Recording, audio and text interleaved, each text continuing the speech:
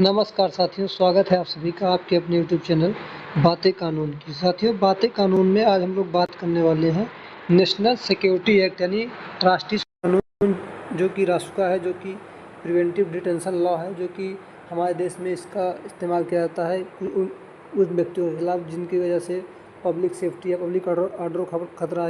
या विदेशी संबंध इंडिया खराब हो सकते हैं। ऐसे व्यक्तियों को गिरफ्तारी, उनको हिरासत में रखा जाता है। तो उसके लिए क्या क्या प्रोविज़न इस एक्ट में किए गए हैं और क्या प्रोसीजर है किसी व्यक्ति को अरेस्ट करने का, उसको कितने दिन तक मैक्सिमम अरेस्ट कर सकते हैं, इन सारी चीज़ों के बारे में हम लोग इस वीडियो के माध्यम से समझने वाले हैं। तो आइए हम लोग स्टार्ट करते हैं, एक एक करके इसके महत्वपूर्ण चीज़ों को हम लोग अध्ययन करने वाले हैं। तो आइए देखते हैं इसके बारे में। ये जो कानून है भारतीय सुरक्षा अधिनियम 1980, इसको रासुका के नाम से भी जाना जाता है। रासुका के नाम से भी जाना जाता है या एक तरह का प्रिवेंटिव डिटेंशन है, निवारक निरोध कानून है, जिसमें व्यक्ति को बिना सुनवाई का अवसर दिए हुए क्या जाता है, उसकी गिरफ्तारी कुछ दिनों के लिए की जाती है। हालांकि बाद में उसका जो प्रोसीजर उसको हम आगे देखने वाले हैं। अगर हम बात करें इस कानून की, तो ये कानून जो है 23 सितंबर 1980 को क्या हुआ था, ये लागू हुआ था। जिस टाइम पे ये कानून जो है इन्फोर्समेंट में आया था, उस समय देश की जो प्रधानमंत्री थी वो श्रीमती इंदिरा गांधी जी थी और राष्ट्रपति जो थे वो नीलम संजीव रेड्डी जी थे। अगर हम कानून की बात करें तो इसमें टोटल जो सेक्शन है वो 18 सेक्शन है और टोटल 5 चैप्टर, यानी 18 सेक्शन और 5 चैप्टर में ये कानून बटा हुआ है और पूरी तरीके से सारी चीज़ों के बारे में एक एक करके इस कानून में बताया गया है। इसका जो सबसे इम्पोर्टेंट सेक्शन हम बात करें जिसमें बताया गया, तो वो सेक्शन हमारा सेक्शन 3 है। तो आइए हम लोग सेक्शन 3 के बारे में देखते हैं। सेक्शन 3 क्या कहता है। सेक्शन 3 में लिखा हुआ है power to make order detaining certain person, यानी किसी अमुक व्यक्ति की को मतलब कि डिटेन करने का आदेश पारित करने के बारे में बात करता है। इसमें लिखा गया है, जो इसका क्लाज 1 है वो बात करता है कि सेंट्रल गवर्नमेंट और स्टेट गवर्नमेंट, यानी कि सेंट्रल गवर्नमेंट और स्टेट गवर्नमेंट दोनों के पास ये पावर है, अगर ये it is necessary to do make an order directing that person to be detain, यानी कि उनके पास पावर है किसी व्यक्ति को डिटेन करने का ऑर्डर पारित करने की।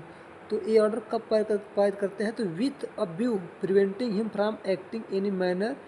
प्रीजुडिशियल to the defence of India, यानी कि जिसके बारे में ये अनुमान है कि जिससे भारत का जो डिफेंस सिस्टम है, ये डिफेंस की जो है तो क्या हो सकता है, नुकसान हो सकता है उसके एक्ट से, या the relation of India with the final power, यानी कि भारत की अगर स्वतंत्र जो विदेशी संबंध है, जो विदेश शक्तियों के साथ जो संबंध है वो खराब हो सकता है, या भारत की सुरक्षा खतरे में पड़ सकती है, या कोई ऐसा व्यक्ति है जो कि मतलब कोई फॉरेनर है दैट व्यू रेगुलेटिंग इस कंटिन्यूस प्रेजेंट इन इंडिया, यानी कि उसकी जो लगातार भारत में उपस्थिति है उससे भी भारत की क्या हो रहे हैं, विदेशी संबंध जो है वो ख़राब हो रहे हैं, या with the view making arrangement for his expulsion from India, यानी कि वो कोई ऐसा व्यक्ति जो कि भारत कोई अपराध कार्य किया हुआ है और वो क्या है कि भारत देश को मतलब छोड़ने के प्लान में है, तो इस तरह का कोई भी व्यक्ति होता है। अगर हम इसके अगला जो सेक्शन 3 का जो सब क्लास 2 है इसके बारे में बात करें, तो इसमें भी लिखा गया है कि ऐसा व्यक्ति हो सकता है जिसकी वजह से क्या हो सकता है, पब्लिक ऑर्डर को क्या हो सकता है, खतरा हो सकता है, जिससे इसके बारे में एक अनुमान है अगर इस व्यक्ति को डिटेन नहीं किया गया, इसके क्या हो सकता है, पब्लिक ऑर्डर जो है जो मेंटेन हो सकता है, होने में प्रॉब्लम हो सकती है, या किसी service maintenance of supplies of services, यानी इसेंशियल कम्युनिटी जो जो जो बेसिक नीड्स होती हैं लोगों की, उस तरह की सर्विसेज जो हैं वो प्रभावित हो सकती हैं। तो ऐसे व्यक्ति को कैसे कर सकते हैं, डायरेक्ट सेंट्रल गवर्नमेंट या स्टेट गवर्नमेंट एक ऑर्डर पारित करके कर सकती है, उसको डिटेन कर सकती है। और इसमें जो इस सेक्शन का जो सब क्लास 3 है, इसमें कहा गया है कि जो सेंट्रल गवर्नमेंट और स्टेट गवर्नमेंट है उनके पास ये पावर है कि वे एक अगर कोई सी भी डीएम या कोई कमिश्नर है जिसके एरिया में इस तरह का व्यक्ति है, अगर उसके लोकल एरिया में कोई व्यक्ति ऐसा प्रेजेंट है, अगर जिसको कस्टडी में रखना आवश्यक है, जो ऊपर जो सब क्लास 2 और 1 में जितने भी कंडीशन बताए गए हैं, पब्लिक सेफ्टी, विदेशी राज्यों के साथ संबंध खराब हो सकते हैं, देश की सुरक्षा खतरा हो सकता है, तो इस व्यक्ति को अरेस्ट मतलब हिरासत में लेने के लिए सेंट्रल गवर्नमेंट या स्टेट गवर्नमेंट उस मजिस्ट्रेट या कमिश्नर के पास क्या कर सकती है, एक ऑर्डर पारित कर सकती है, जिसके थ्रू कमिश्नर और जो मजिस्ट्रेट हैं उनके पास पावर होती है कि ऐसे व्यक्ति को गिरफ्तार कर सकते हैं। लेकिन जब कमिश्नर या मजिस्ट्रेट किसी व्यक्ति को गिरफ्तार करते हैं तो फर्स्ट स्टेज यानी कि मैक्सिमम 3 मंथ तक उस व्यक्ति को क्या कर सकते हैं, मतलब निरोध में उसको रख सकते हैं, निरुद्ध करके। बट द स्टेट गवर्नमेंट में सेटिस्फाइड नेसेसरी टू डू, यानी कि अगर जो स्टेट गवर्नमेंट है उनके पास पावर है कि जो पीरियड 3 महीने का है, जरूरी नहीं कि एक बार में 3 महीने, टाइम टू टाइम करके उसको क्या करके एक्सीड कर सकती है कि वो डिटेन करके रख सकते हैं जो भी मजिस्ट्रेट हैं या कमिश्नर हैं, लेकिन वो मैक्सिमम कितने दिन तक रख सकते हैं, 3 महीने तक रख सकते हैं। और अगर हम इसके अगले सेक्शन 3 की सब क्लास 4 की बात करें, उसमें लिखा हुआ है when any order is made under this section by an officer mention sub section 3, यानी सब सेक्शन 3 में जो हमने अभी ऑफिसर की बात की, जो भी मजिस्ट्रेट हैं या कमिश्नर हैं, ही सेल फॉरविथ रिपोर्ट फैक्ट, यानी कि जो अपनी जिस व्यक्ति को अरेस्ट हिरासत में लेंगे या कस्टडी में रखेंगे उसकी एक रिपोर्ट तैयार करेंगे, उसको क्या करेंगे, रिपोर्ट को स्टेट गवर्नमेंट के पास क्या करेंगे, भेजेंगे। जिसके ऑर्डर से उन्होंने उसकी गिरफ्तारी की है उसके पास क्या करेंगे, उसकी रिपोर्ट को भेजेंगे। और लिखा हुआ है state government ground has been such order particular से ओपिनियन है bearing matter no such order से remain in the force for the then 12 days after the making therefore unless meantime it has been approved, यानी कि 12 दिन के अंदर उनको एक रिपोर्ट तैयार करके स्टेट गवर्नमेंट के पास क्या करना पड़ेगा, भेजना पड़ेगा कि 12 दिन से का एक समय दिया गया है कि अगर मजिस्ट्रेट के द्वारा या कमिश्नर के द्वारा गिरफ्तारी हुई है सेंट्रल स्टेट गवर्नमेंट का, वो एक रिपोर्ट तैयार करेंगे और बाद इनके अंदर उसको क्या करेंगे, उसको उसके पास भेजेंगे स्टेट गवर्नमेंट के पास।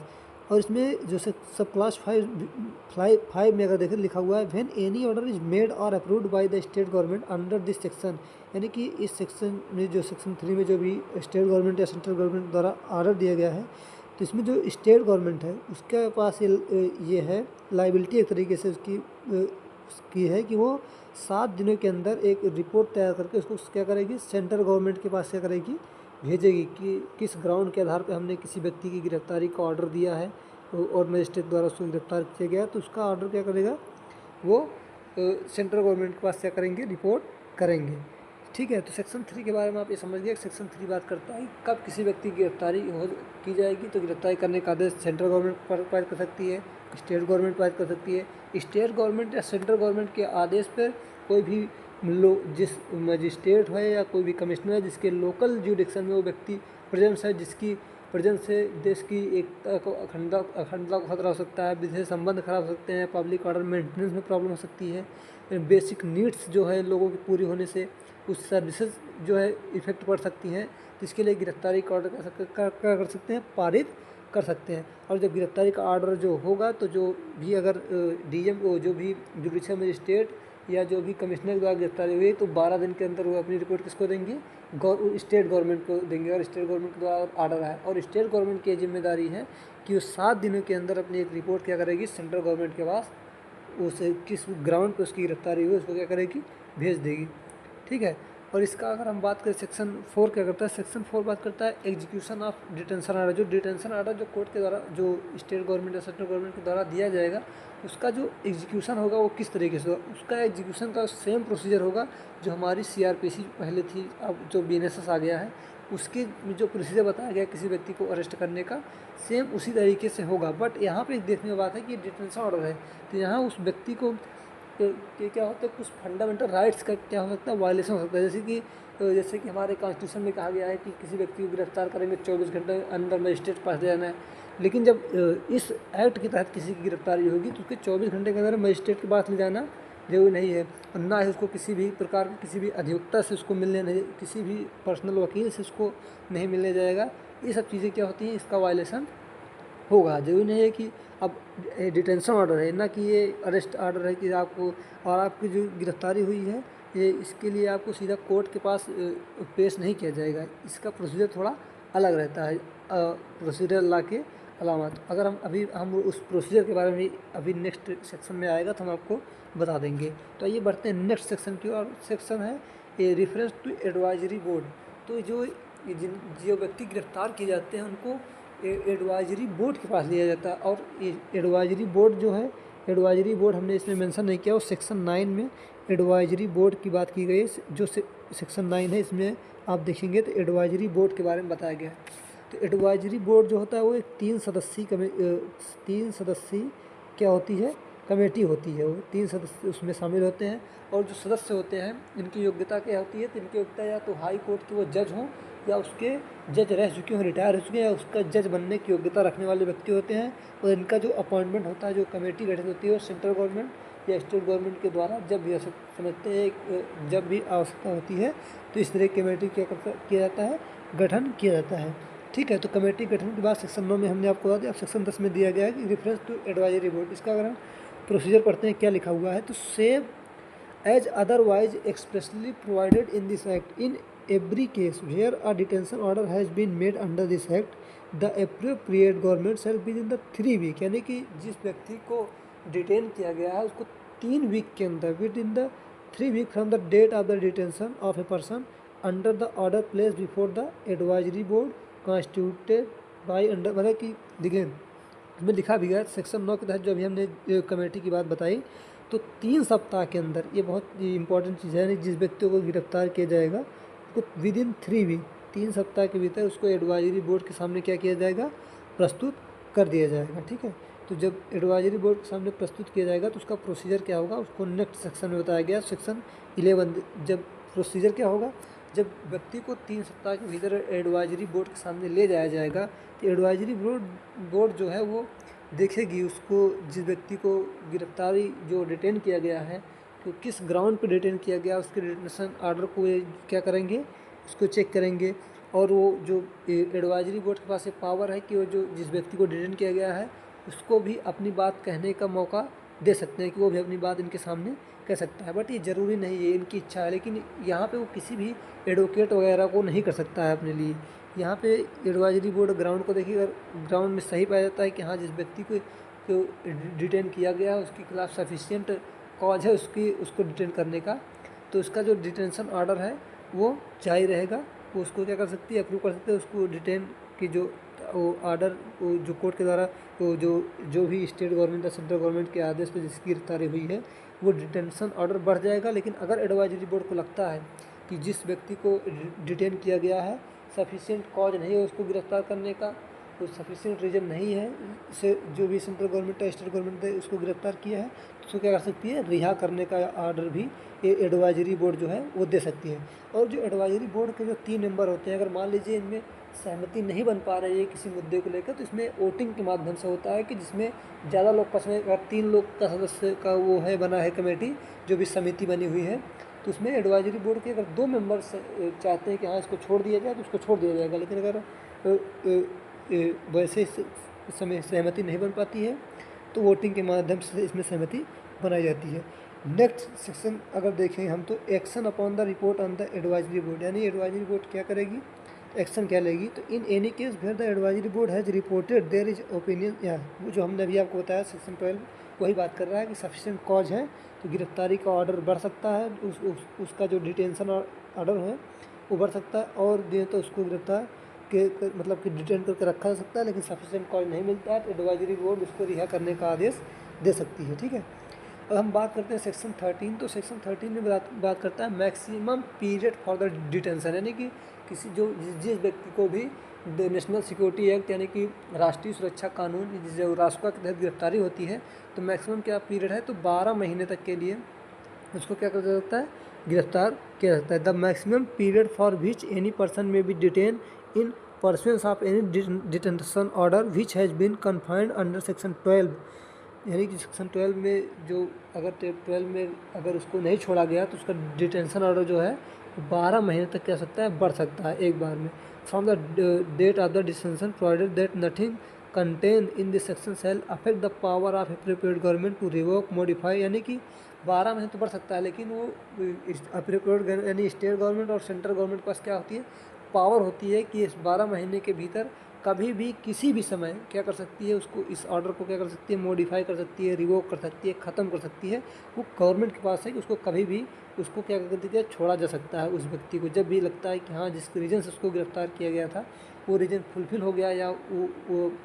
आवश्यकता पूरी हो गई, उसको रिटेन करने का पर्पज़ पूरा हो गया, तो उसको क्या कर सकता है, रिहा किया जा सकता है। Provided that nothing contain in this section shall affect the power of, यानी कि सेक्शन मैक्सिमम पीरियड जो 12 महीने है वो सेंट्रल गवर्नमेंट और स्टेट गवर्नमेंट की पावर को फिट नहीं करेगा। वो जब चाहे उस व्यक्ति को क्या कर सकती है, रिहा करने का आदेश दे सकती है।